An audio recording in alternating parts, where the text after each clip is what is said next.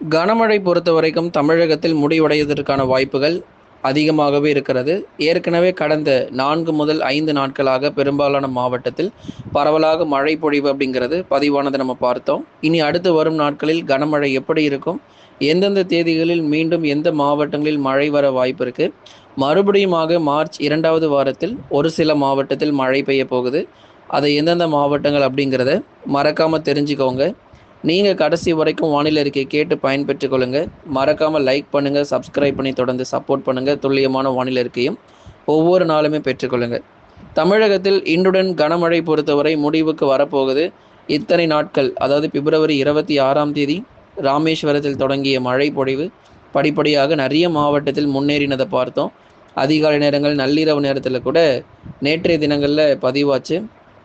கடலோர மாவட்டங்கள் முதற்கொண்டு மழை பொழிவுகள் ஆங்காங்கே பெய்து வந்ததை பார்த்தோம்.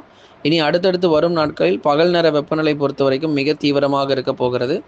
அதைத் தொடர்ந்து மார்ச் 2வது வாரத்தில் நல்ல ஒரு சிறப்பான மழையும் தமிழ்நாட்டில் எதிர்பார்க்கலாம். ஆகவே இப்படிப்பட்ட ஒரு வானிலை அடுத்தடுத்து வரும் நாட்களில் இருக்கு. தமிழகத்தில் இன்றுடன் பெரும்பாலான மாவட்டங்களில் இயல்பு நிலை அப்படிங்கிறது திரும்பிடும். சில பகுதிகளில் மட்டும் மிதமானதிலிருந்து கனமழையானது ஆங்காங்கே பதிவாகும். டெல்டா மற்றும் தென் கடலோர பகுதிகளில் நாளை முதல் பகல் நேர வெப்பநிலையும் உயரத் தொடங்கும். ஏன்னா இயல்பிலிருந்து கூடுதலான வெப்பம் இருக்கும். அதாவது இந்த மழை பொழிவுக்கு அப்புறம் கூடுதல் வெப்பம் பதிவாகும் அப்படிங்கிற தகவல் ஏற்கனவே உங்களுக்கு கொடுக்கப்பட்டது.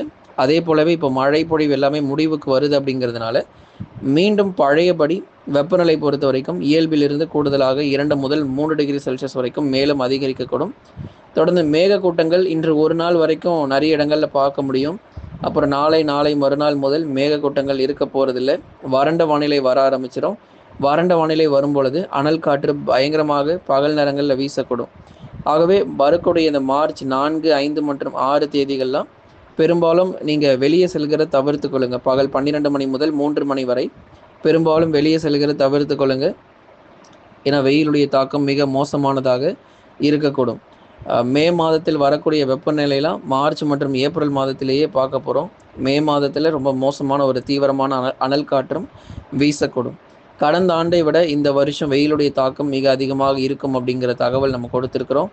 கண்டிப்பாக உறுதியாக இருக்கும். இதற்கிடையில் அடிக்கடி வரக்கூடிய இந்த வெப்பசலன இடிமழையும் நிறைய காத்திருக்கிறது.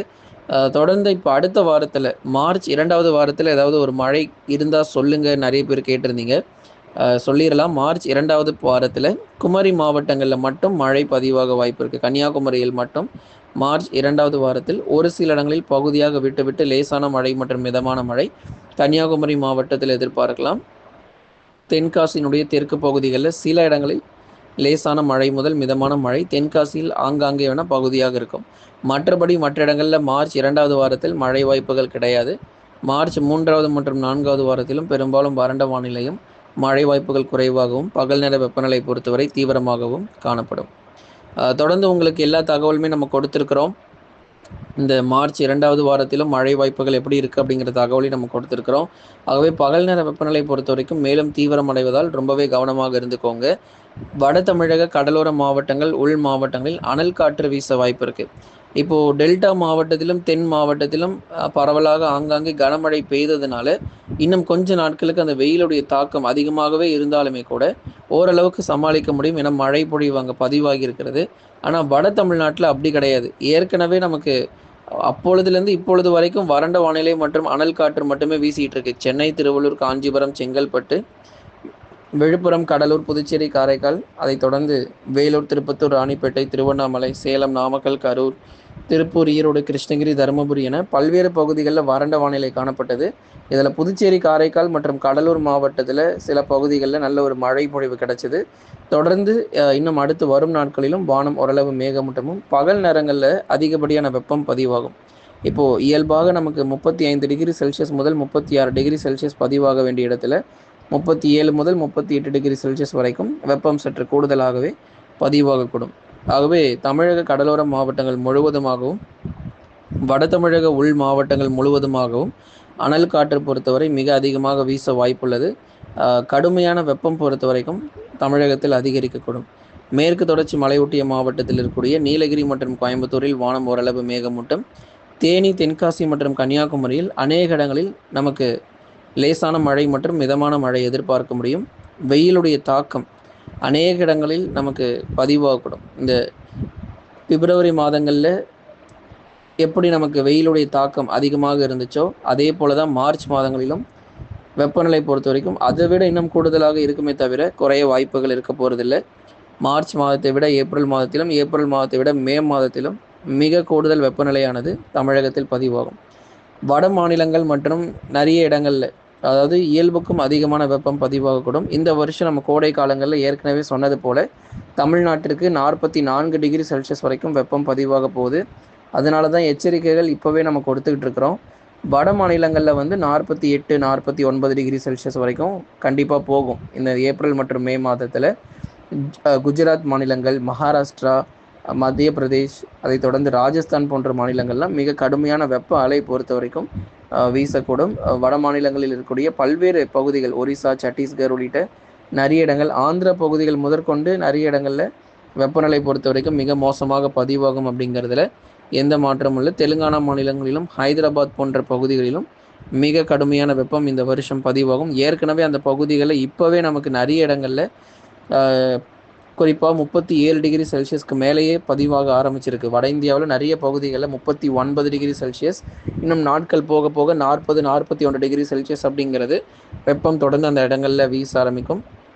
தொடர்ந்து வெப்ப அலை பொறுத்த வரைக்கும் இந்தியா முழுவதுமாக பெரும்பாலான மாநிலங்களில் இந்த வருஷம் வெப்ப அலையானது கண்டிப்பாக இருக்கும் அப்படிங்கிறதையும் உங்களுக்கு தெளிவுபடுத்திடுறோம். அடுத்தபடியாக வங்கக்கடல் பகுதிகளில் தாழ்வு பகுதிகள் உருவாகிறதுக்கான வாய்ப்புகள் மிக மிக அதிகமாக இருக்குது. அடுத்து வரக்கூடிய நாட்களில் மார்ச் 3வது 4வது வாரங்கள் அல்லது ஏப்ரல் மாதங்களில் வங்கக்கடல் பகுதிகளில் தாழ்வு பகுதிகள் உருவாகிறதுக்கான சூழ்நிலை மற்றும் சாதகமான இது எல்லாமே இருக்குது. ஆகவே இது தாழ்வு பகுதியாக உருவாகினாலும் தமிழகத்தை கிட்ட நெருங்குமா அல்லது தமிழகத்தை விட்டு விலகுமா அப்படிங்கிறது தான் தொடர்ந்து இனி வரும் நாட்களில் நம்ம தீவிரமாக கண்காணிச்சிக்கிட்டு இருக்கோம். புயல் சின்னங்கள் இந்த வருஷம் கோடை காலங்களில் கண்டிப்பாக உருவாகும். வங்கக்கடல் பகுதிகளில் சூப்பர் சைக்ளோன் அல்லது நமக்கு அதிதீவிர புயல்கள், தீவிர புயல்களானது வங்கக்கடல் பகுதிகளில் உருவாகும். அப்படி உருவாகி தமிழ்நாட்டை விட்டு முழுமையாக விலகி சென்றால் நமக்கு மிகப்பெரிய ஆபத்துகள், வெயிலுடைய தாக்கம் மிக மோசமாக இருக்கும். ஒருவேளை தமிழகத்தை ஒட்டி வந்து அதன் பிறகு ஒரிசாவிற்கோ அல்லது மேற்கு வங்கத்திற்கோ போச்சு அப்படின்னா தொடர்ந்து உங்களுக்கு மழை பொழிவுகளோடு நல்ல ஒரு வானிலையும் அமையக்கூடும். ஆகவே இந்த வருஷம் வங்கக்கடலில் உருவாகி தமிழகத்தை ஒட்டி வந்து அதுக்கப்புறம் மேற்கு வங்கம் அது போன்ற மாநிலங்களுக்கு தாழ்வு பகுதி போகுமா, அல்லது நேரடியாக மேற்கு வங்கம் அல்லது மியான்மருக்கு போய் வெப்ப அலை வீச ஒரு வாய்ப்பாக இருக்குமா அப்படிங்கிறதையும் இனி வரும் நாட்களில் உங்களுக்கு நம்ம சொல்கிறோம். எது எப்படி இருந்தாலும் கோடை மழை பொறுத்த வரைக்கும் தமிழ்நாட்டில் உறுதியாக இருக்கிறது.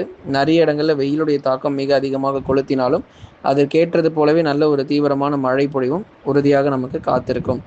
வடகிழக்கு பருவமழை கடந்த வருஷம் எப்படி நமக்கு ஒரு கூடுதல் மழை பொழிவு கொடுத்துச்சோ அதே மாதிரி இந்த வருஷமும் தென்மேற்கு பருவமழை மிக தீவிரமாக இருக்கும். வட தமிழக உள் மாவட்டங்களில் தென்மேற்கு பருவமழையில்தான் அதிக மழை பொழிவும் கிடைப்பதற்கான சாதகமான சூழ்நிலை இருக்கிறது.